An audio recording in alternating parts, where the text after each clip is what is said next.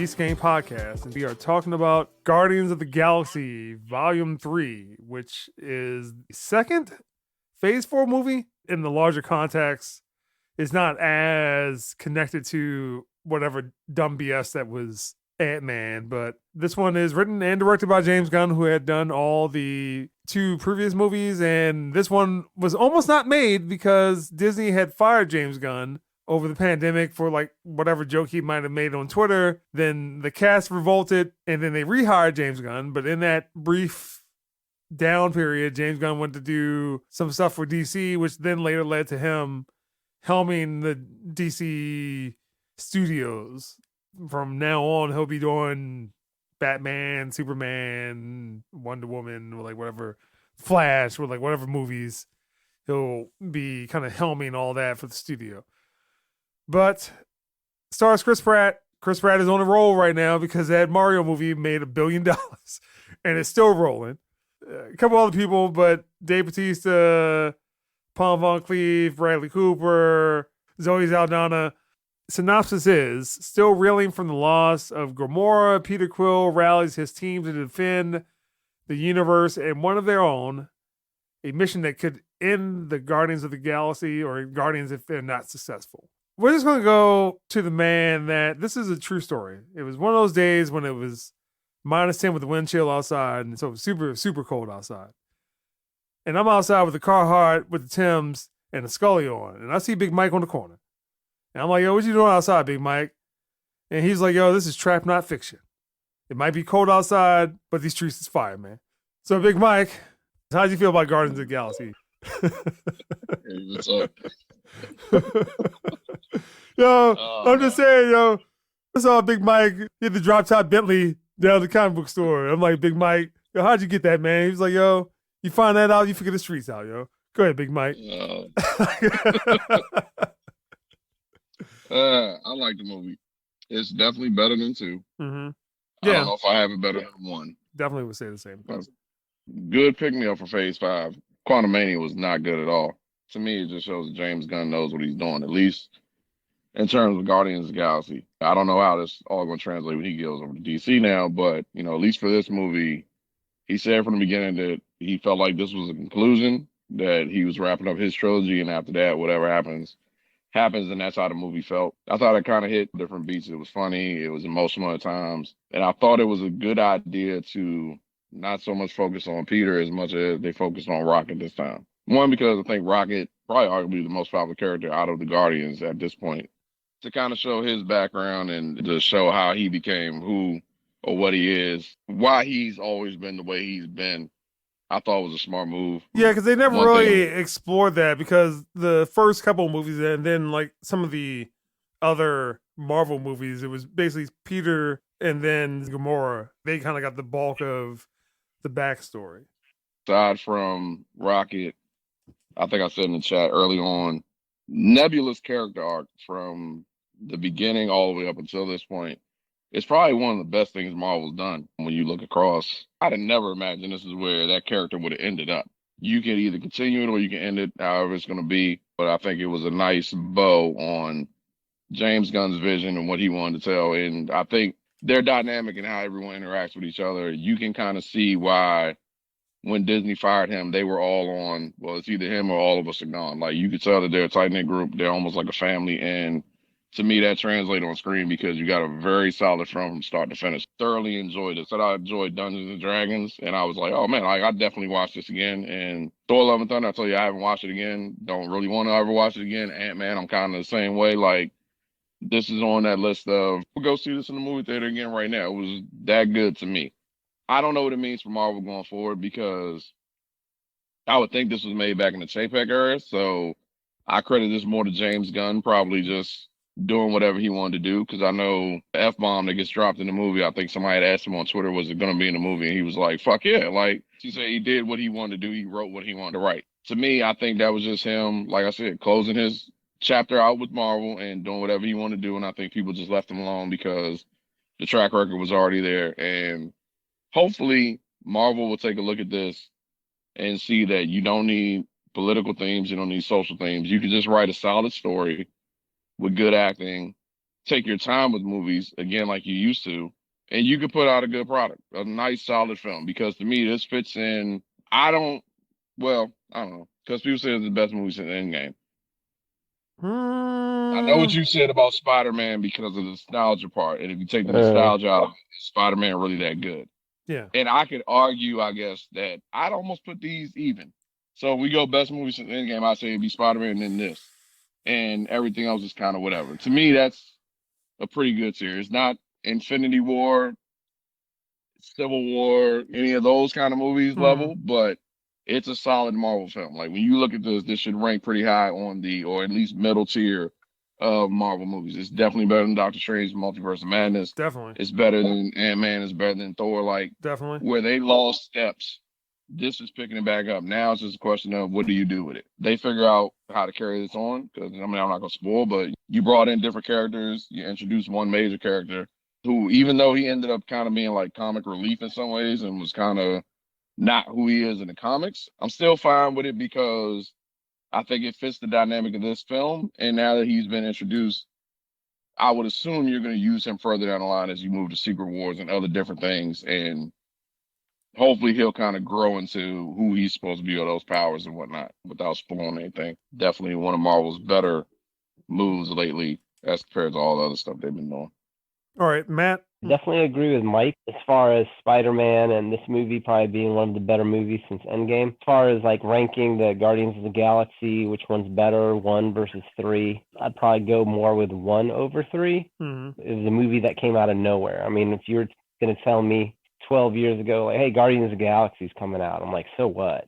James Gunn's vision has been amazing. His music, although I wasn't too fond of the music in this movie as I was in as opposed to part 1 and 2.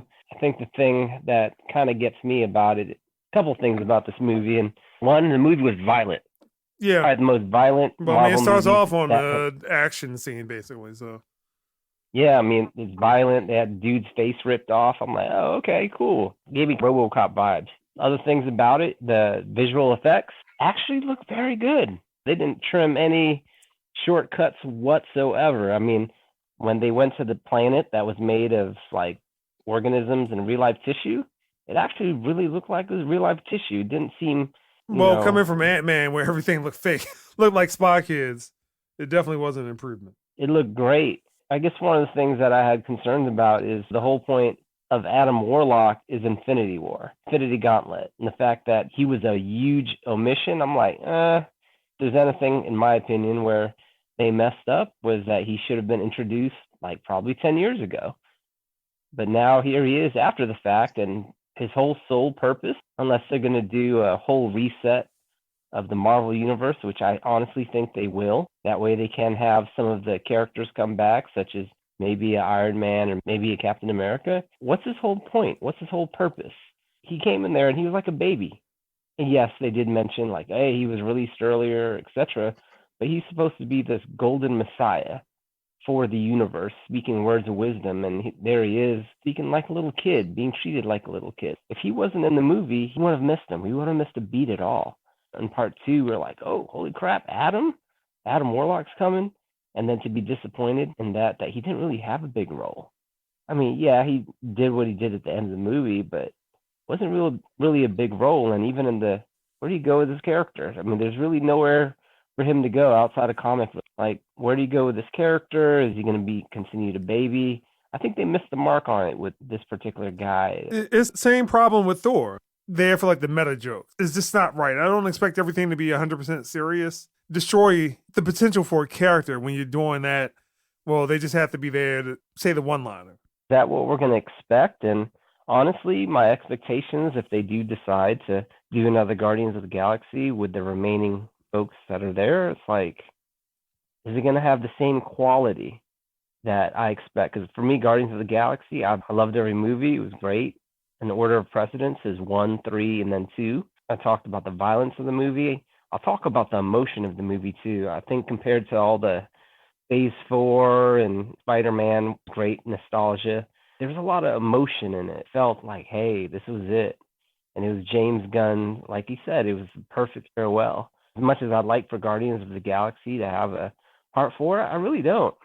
I hope they're just in other movies and they're in there helping out for whatever mission. But if there's any way that you perfect a final going away, this is it.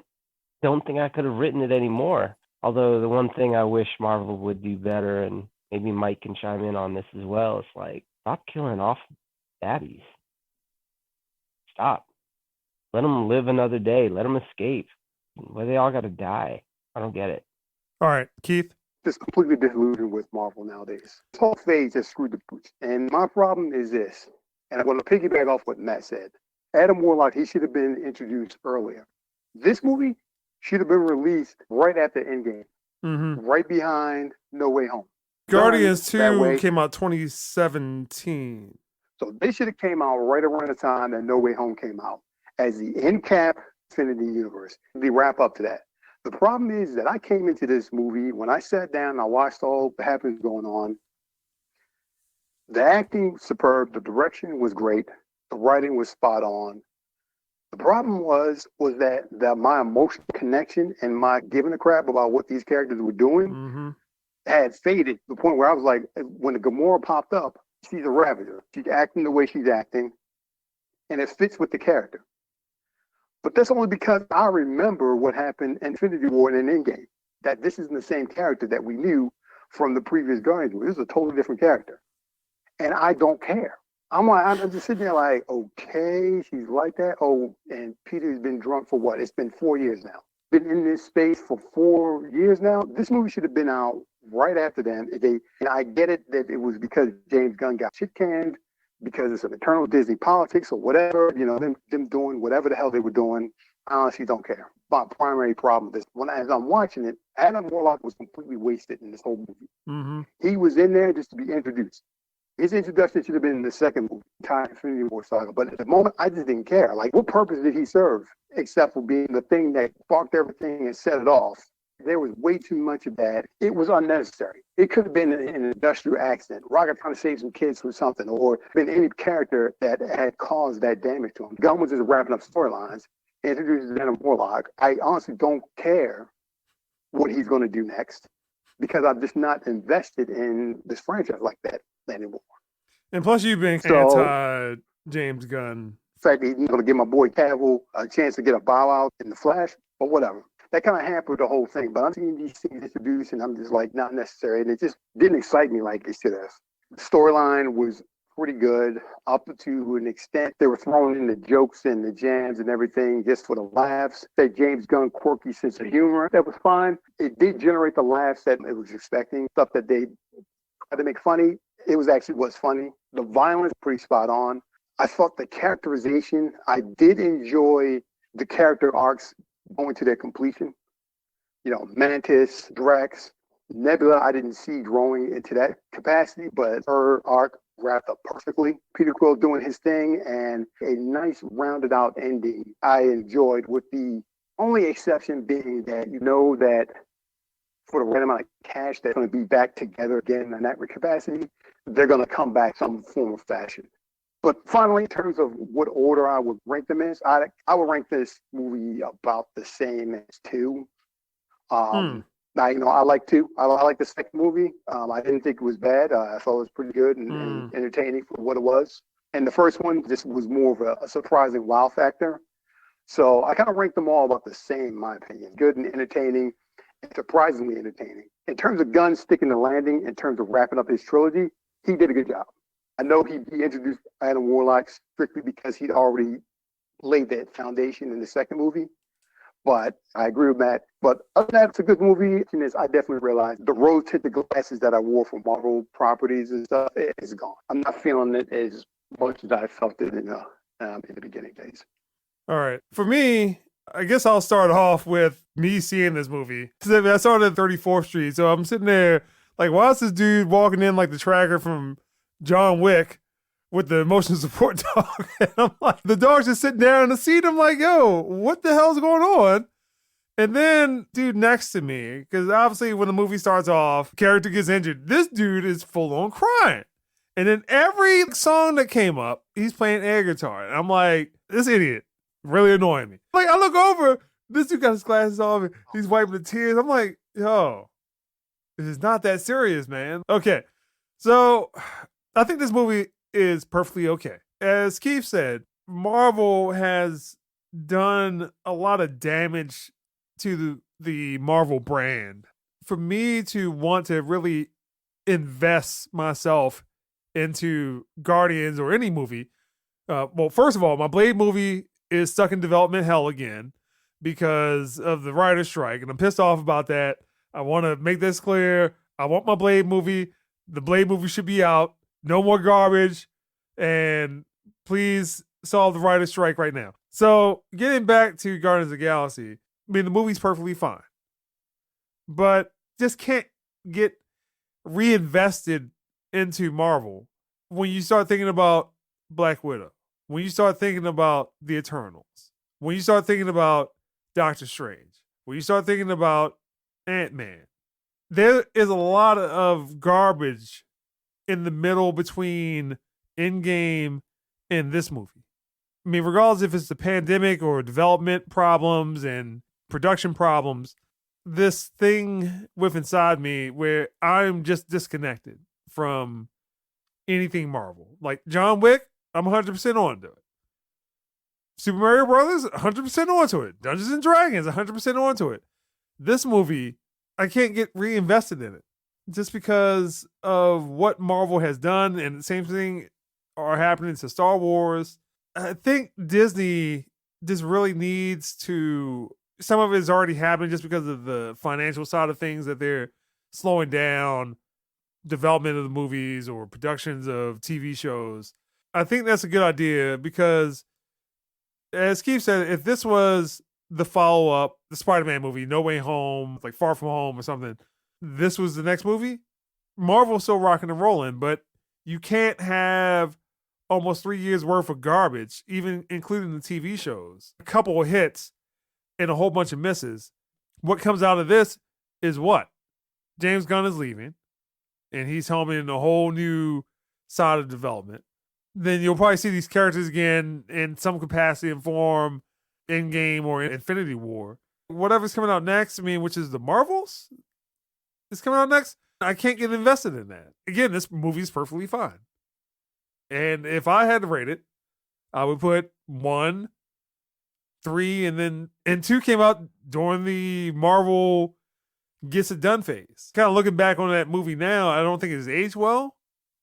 And I think what Matt was talking about with some of the characters, where you putting somewhat important characters, let's talk about like the Skrulls in Captain Marvel, that they should be a little bit more important, but you're kind of making these, again, meta jokes, inside jokes, that everything has to be an inside joke. I'm tired of that. So I think between that and then having to watch however many movies to get to this point, it hurts because, again, we're talking about phase 4. We just left off on Ant-Man, and then you get this, and it's just like, you want to go back to likely garbage. Any general thoughts before we go to scores?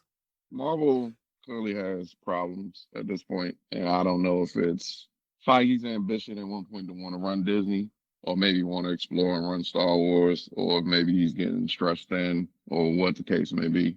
But they need to kind of figure some stuff out because, like you said, nobody really understands the real direction that they're going. Like the Skrulls are basically introducing Captain Marvel for the sole purpose of being able to do Secret Invasion, which is another Disney Plus show. The only thing I can see for Adam Warlock is when they get to Secret Wars. But this is back to the ambition thing of Feige basically being on record saying behind closed doors and meetings that he wants any and everyone that's ever been in a Marvel project pre-Disney, I'm talking like Fox days and all that, to make an appearance at least. Endgame worked because that whole Infinity Saga was expertly done.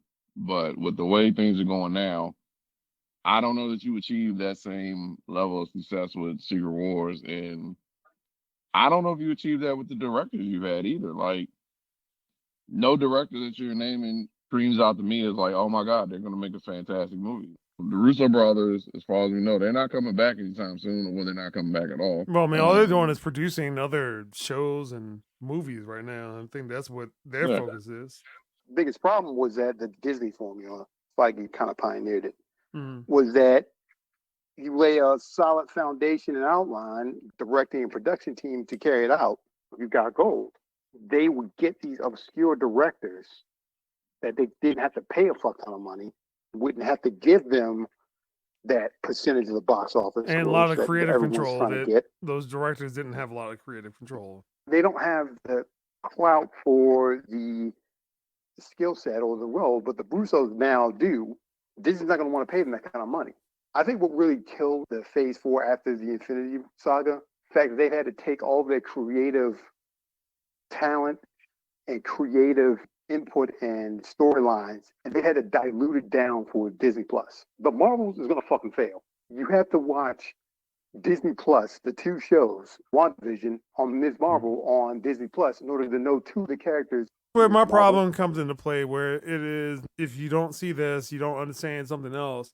You can't do that with like the B team characters. I think that's where the biggest problem kind of comes into play. The massive problem I have is that the one TV show that actually did it right and tied in all the Marvel shit, the movies, comic books, and gave that little bit of that extra background information and the whole Marvel thing, and was getting pretty decent ratings, was Agents of S.H.I.E.L.D. Like one of the last podcasts we talked about Marvel, I had brought that up, that was a point that Disney went downhill, was Agents of S.H.I.E.L.D. was kind of its own thing. And then that led into, well, now we need to kind of compete with Netflix and then Star Wars content in general.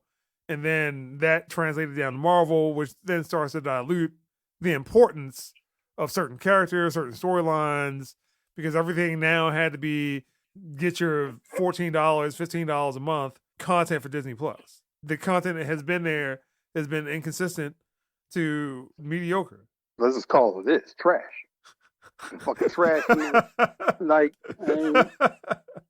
so tell me why you they mad, had Keith. the tools. They had the tools and everything situated. I thought about this a lot. I came out of the theater.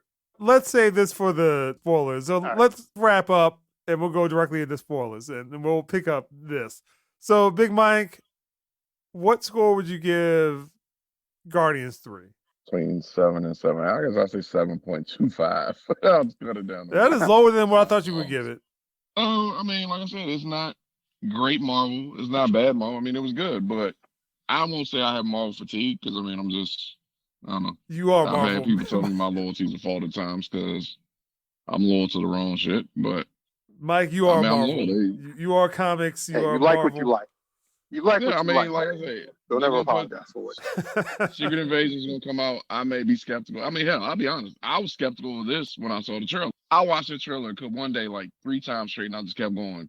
Man, I don't know if this is gonna be good. Like I was completely worried. I was actually kind of pleasantly surprised. So I'm trying to think who saw it first. I think it might have been James. And it was like, oh, well, if it's all right, well, I guess I go see it. And I think you were going to go see it anyway, but I'm always going to end up going to see it regardless. Like, see the Marvel. So one way or another, I'm going to be there in the movie theater in November to see it. Whether I like it or not is a whole nother discussion, but I will be there to see it one way or another. Secret Invasion, I'm going to watch it. In the right direction for Marvel, I would say, because it was a better movie than what they've been putting out. Because you look at some of the movies they put out, and even some of the shows, it's really sad in a lot of ways when you look back to what they had and the success they had. But James Gunn has really lasted the old guard for Marvel. Yeah. Really what this is. Yeah, and now that he's gone, Dave Bautista's already said he doesn't want to do Drax anymore. Because, dude, like, I'm in my 50s. I'm going to keep walking around with my shirt off and all these. Like, now, like, he really doesn't want to do it anymore. So what's going to happen now? He's gone. If he shows back up, I would assume it's in like a cameo or something, but that's about it. I'm going to get that character anymore. Does Bradley Cooper keep doing Rocket, or does he decide, hey, you know what? I've used my voice enough for this role. Like, I need a break. I'm done too. Zoe, I think, has already said she's done. Others, I don't know. But again, what's going to happen moving forward, and what are you actually going to do? When with did Guardians 1 come out? Was that 2012 or 2014? Let me see. I just watched the whole program about this. So Iron Man was 2008. They fast tracked Iron Man 2. Trash. After that, it was Captain America, and then I think it was Guardians. I want to say Guardians was 12. Okay. I might be wrong. I want to say it's between 12 and 13. Well, I'm just saying from a production standpoint, and plus they screwed James Gunn over. Probably 10 plus years is a long time to be on a franchise. Yeah. But go ahead, Mike. And even directors and people get fatigued. They want to do something different. The issue that I do have with Marvel is, again, we've talked about this ad nauseum. You have so many fucking characters to utilize. We shouldn't be stuck with these ones that you're picking. Like, why was She-Hulk a show? We did not need her at this juncture. Like, I'm gonna say this: I like She-Hulk. I grew up reading a lot of She-Hulk comics or drawing She-Hulk. I mean, we talked about that on the group chat. Drawing comics. I didn't necessarily read them, but I grew up drawing them. She-Hulk was one of the characters that drew. And She-Hulk was cool, but I didn't need She-Hulk banging Daredevil on Disney Plus. Right now, no, that's not what I need. I didn't need her twerking with Megan Thee Stallion. And again, that's all the post-2020 hip and cool as we can. Yeah, like Marvel set the tone for films. Like, I literally just watched this whole series about this, and they were talking about Feige and how apparently at one point this dude was getting coffee for people and became one of the greatest producers in movie history. Like, he executed something that nobody thought was possible. And now you look at stuff and you're like, this can't be the same guy. Like, what the hell is happening? 7.25, I liked it. I'm good. All right. Matt. I would give it a 9. I can understand that. I think the heartfelt emotion of the movie was great. Although now that I'm like listening to everyone, we really didn't talk about the villain as much. I really enjoyed his acting, although he was more of a screamer the whole movie, in my opinion. If he toned it down a little bit more, I'd probably take him a little bit more serious. But it had emotion, it had violence, it had a perfect ending. It made sure to have a perfect arc for even the other characters, such as Nebula. She had her time to shine. Mantis, her arc was also in there too. I mean, it was a very good movie, well thought out. Don't agree, and this is the reason why it's not a perfect score. I don't agree with the introduction of Adam and his less than important. Yeah, because you had been talking about Adam Warlock for a long time. What was the point? So that's the only reason it gets a 9, but this was a movie that when it came out, I was amped to see, and it did not disappoint. All right, Keith. So I'm going to give this one a 7. Okay. It really didn't miss a beat or anything like that, but again, I'm not going to say too little too late, but I will say that Disney fucked themselves by firing Gunn when they did. Should have had him always running the show. Like, this should have been released when it was supposed to be released, like a whole phase ago.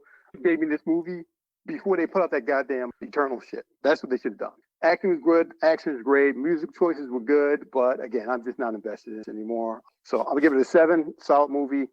That's all I can say about it. All right, in between. So I'm gonna go a 7.5 to an 8. Again, this movie is perfectly fine.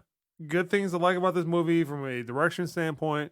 I mean, Disney has had some challenges.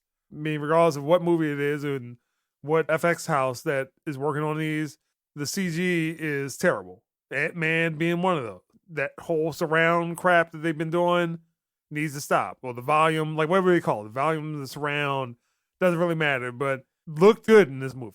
The CG looked good. A little bit sadder in tone, which then kind of balances out some of the unnecessary comedic stuff. But again, the movie is fun and watchable. And I just don't care. I think that's where I am, because all of the potential with Marvel from a where can it go to standpoint has been deflated by all of the garbage that they have put out in between Endgame and this movie. There's been some atrocious, very, very atrocious stuff like Black Widow. And Mike was talking about She-Hulk. And I'm going to talk about Ant-Man, because Ant-Man looked like it was hot garbage. At least this one had some competent storytelling. It had very good relatability to the characters. And I still don't care. And I think that will wrap up the podcast. So a little telling from a standpoint of where we might have been at 2017, even with Guardians 2. The potential would take you over the next 2 years into 2019 to Infinity War and Endgame. Black Panther was in that. I mean, there's a whole bunch of stuff in between that worked. That from Endgame to this, there is a whole bunch of stuff that does not work at all. Whoever is at Disney whatever vision Disney had for Disney Plus or whatever they had pre-pandemic and the movies that they had chose, again, where the hell's my Blade movie?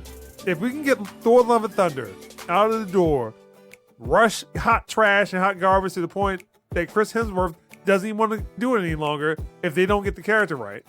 But my Blade movie goes through multiple directors, multiple scripts, and now there's a writer's strike.